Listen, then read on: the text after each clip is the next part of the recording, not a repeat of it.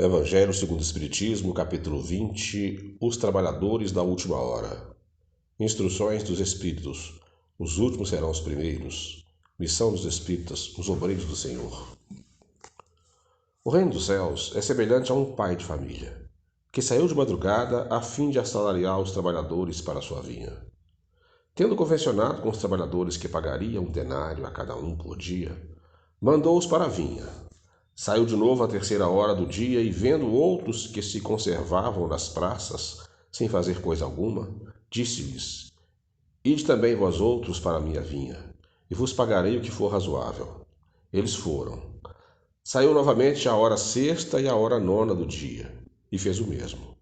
Saindo mais uma vez à hora 1/10, encontrou ainda outros que estavam desocupados, aos quais disse: Por que permaneceis aí o dia inteiro sem trabalhar? E disseram eles: Que ninguém nos assalariou. Ele então lhes disse: Ide vós também para a minha vinha. Ao cair da tarde, disse o dono da vinha àquele que cuidava de seus negócios: Chama os trabalhadores e paga-lhes, começando pelos últimos e indo até os primeiros. Aproximando-se então o que só à 1/10 hora havia chegado, receberam 1 denário cada um. Vindo a seu turno os que tinham sido encontrados em primeiro lugar, julgaram que iam receber mais, porém receberam apenas 1 denário cada um. Recebendo-o, queixaram-se ao pai de família, dizendo: Estes últimos trabalharam apenas 1 hora, e lhes dás tanto quanto a nós que suportamos o peso do dia e do calor? Mas respondendo, disse o dono da vinha a um deles: Meu amigo, não te causo dano algum. Não convencionaste comigo receber 1 denário pelo seu dia? Toma o que te pertence e vai-te. Apraz-me a mim dar a este último tanto quanto a ti. Não me é então lícito fazer o que quero? Tens mau olho porque sou bom? Assim, os últimos serão os primeiros, e os primeiros serão os últimos, porque muitos são chamados e poucos os escolhidos.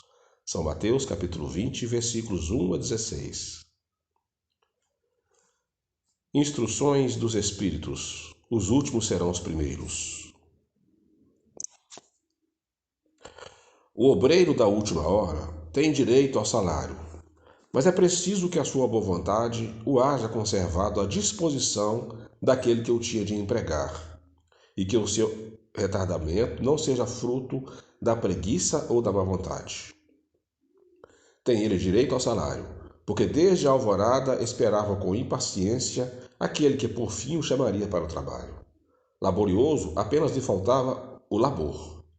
Se, porém, se houvesse negado ao trabalho a qualquer hora do dia, se houvesse dito: tenhamos paciência, o repouso me é agradável, quando soar a última hora, é que será tempo de pensar no salário do dia. Que necessidade tenho de me incomodar por um patrão a quem não conheço e não estimo? Quanto mais tarde, melhor. Esse tal, meu amigo, não teria tido o salário do obreiro, mas o da preguiça. Que dizer então daquele que, em vez de apenas se conservar inativo, haja empregado as horas destinadas ao labor do dia em praticar atos culposos, que haja blasfemado de Deus, derramado o sangue de seus irmãos, lançado a perturbação nas famílias, arruinado os que nele confiaram, abusado da inocência, que enfim se haja cevado em todas as ignomínias da humanidade. Que será desse? Bastar-lhe-á dizer à última hora: Senhor, empreguei mal o meu tempo. Toma-me até o fim do dia para que eu execute um pouco, embora pouco, da minha tarefa, e dá-me o salário do trabalhador da boa vontade? Não, não. O Senhor lhe dirá: Não tenho presentemente trabalho para te dar. Mal barataste o teu tempo. Esqueceste o que havia aprendido. Já não sabes trabalhar na minha vinha. Recomeça, portanto, a aprender, e quando te achares mais bem disposto, vem ter comigo, e eu te franquearei o meu vasto campo, onde poderás trabalhar a qualquer hora do dia. Bons espíritas, meus bem-amados, sois todos obreiros da última hora. Bem orgulhoso seria aquele que dissesse: comecei o trabalho ao alvorecer do dia, e só o terminarei ao anoitecer. Todos viestes quando fostes chamados, um pouco mais cedo, um pouco mais tarde, para a encarnação, cujos grilhões arrastais. Mas há quantos séculos e séculos o Senhor vos chamava para a sua vinha, sem que quisesseis penetrar nela. Ei-vos no momento de embolsar o salário. Empregai bem a hora que vos resta, e não esqueçais nunca que a vossa existência, por longa que vos pareça, mais não é do que um instante fugitivo da imensidade dos tempos, que formam para vós a eternidade. Constantino, Espírito Protetor, Bordeaux, 1863. Jesus gostava da simplicidade dos símbolos.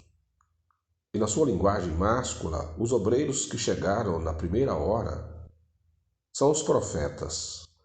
Moisés e todos os iniciadores que marcaram as etapas do progresso, as quais continuaram a ser assinaladas através dos séculos, pelos apóstolos, pelos mártires, pelos pais da igreja, pelos sábios, pelos filósofos e, finalmente, pelos espíritas. Estes que por último vieram foram anunciados e preditos desde a aurora do advento do Messias, e receberam a mesma recompensa. Que digo? Recompensa maior. Últimos chegados, eles aproveitam dos labores intelectuais dos seus predecessores, porque o homem tem de herdar do homem e porque coletivos são os trabalhos humanos. Deus abençoa a solidariedade. Aliás, muitos dentre aqueles revivem hoje ou reviverão amanhã para terminarem a obra que começaram outrora. Mais de um patriarca, mais de um profeta, mais de um discípulo do Cristo se encontram no meio deles. Porém, mais esclarecidos, mais adiantados, trabalhando não já na base, e sim na cumieira do edifício. Receberão, pois, salário proporcionado ao valor da obra. O belo dogma da reencarnação eterniza e precisa a filiação espiritual. Chamado a prestar contas do seu mandato terreno, o espírito se apercebe da continuidade da tarefa interrompida, mas sempre retomada. Ele vê, sente que apanhou de passagem o pensamento dos que o precederam. Entra de novo na liça, amadurecido pela experiência, para avançar mais. E todos os trabalhadores da primeira e da última hora, com os olhos bem abertos sobre a profunda justiça de Deus, não mais murmuram, adoram. Tal um dos verdadeiros sentidos desta parábola, que encerra como todas as de que Jesus se utilizou, falando ao povo o germe do futuro e também sob todas as formas, sob todas as imagens, a revelação da magnífica unidade que harmoniza todas as coisas no universo, da solidariedade que liga todos os seres presentes ao passado e ao futuro. Henri Heine, Paris, 1863. Missão dos Espíritas. Não escutais já o ruído da tempestade, que há de arrebatar o velho mundo e abismar no nada o conjunto das iniquidades terrenas?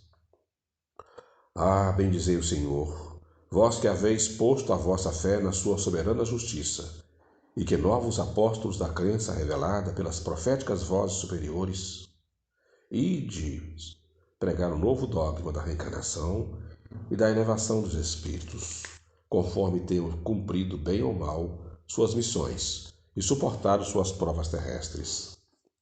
Não mais vos assusteis. As línguas de fogo estão sobre as vossas cabeças.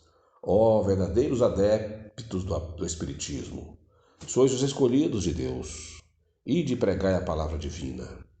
É chegada a hora em que deveis sacrificar a sua propagação, os vossos hábitos, os vossos trabalhos, as vossas ocupações fúteis.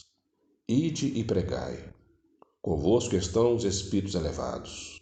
Certamente falareis a criaturas que não quererão escutar a voz de Deus, porque essa voz as exorta incessantemente à abnegação.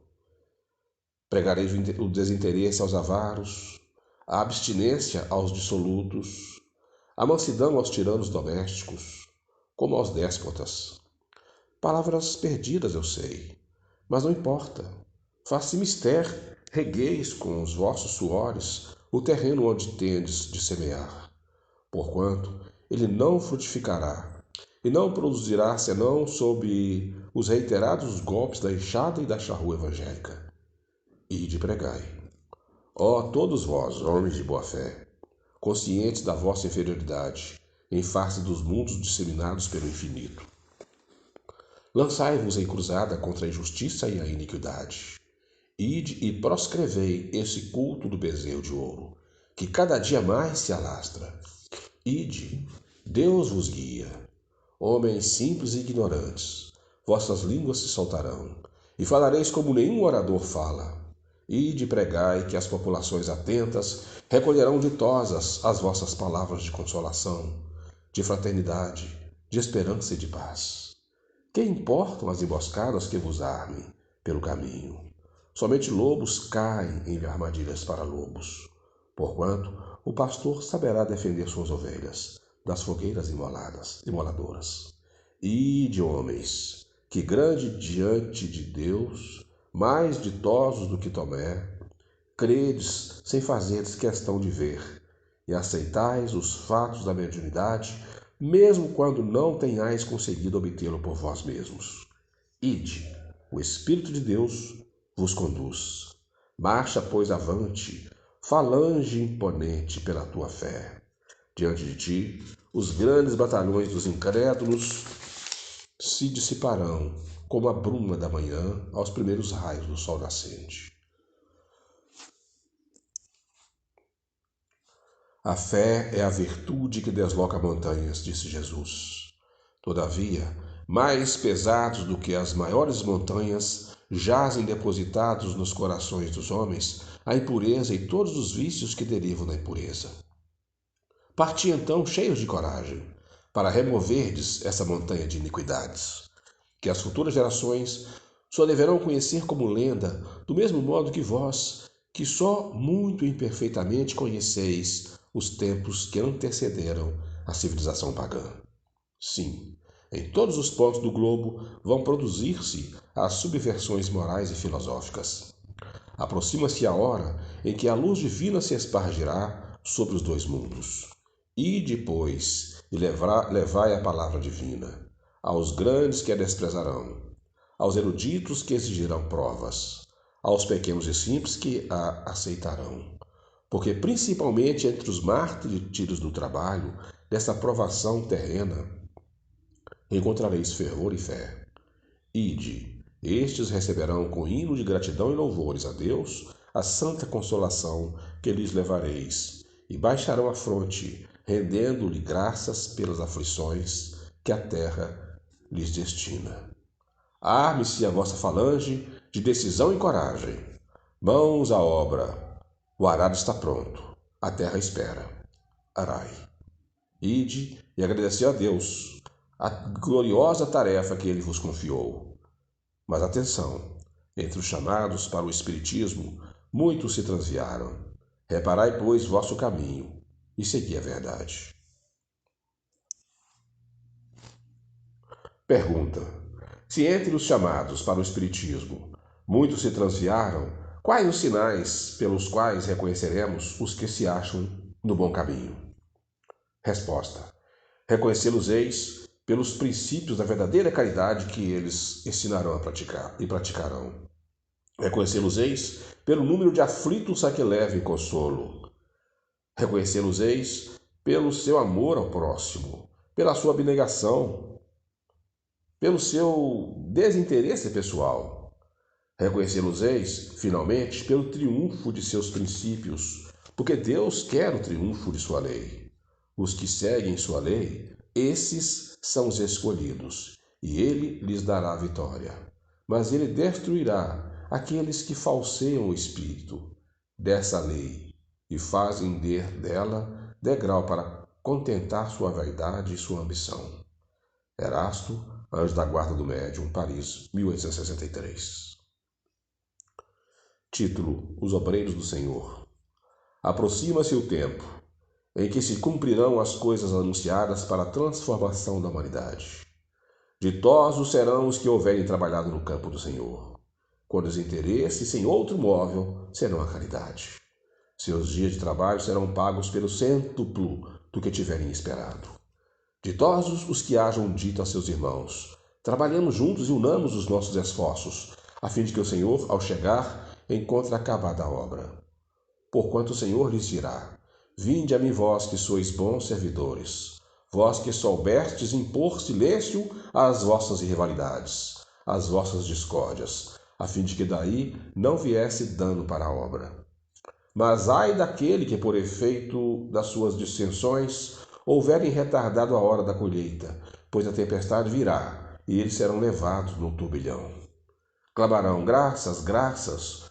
O Senhor, porém, lhes dirá: como implorais graças, vós que não tiveste piedade dos vossos irmãos, e que vos negastes a estender-lhes as mãos, que esmagastes o fraco em vez de o amparar? Como suplicais graças, vós que buscais a vossa recompensa nos gozos da terra e na satisfação de vosso orgulho? Já recebeste a vossa recompensa, tal qual a quiseste. Nada mais vos cabe pedir. As recompensas celestes são para os que não tenham buscado as recompensas da terra. Deus procede nesse momento ao censo dos seus servidores fiéis, e já marcou com o dedo aquele cujo levantamento é apenas aparente, a fim de que não usurpem o salário dos servidores animosos. Pois aos que não recuarem diante de suas tarefas é que ele vai confiar os postos mais difíceis na grande obra da regeneração pelo Espiritismo. Cumprir-se-ão essas palavras: os primeiros serão os últimos, e os últimos serão os primeiros no reino dos céus. O Espírito de Verdade, Paris, 1862.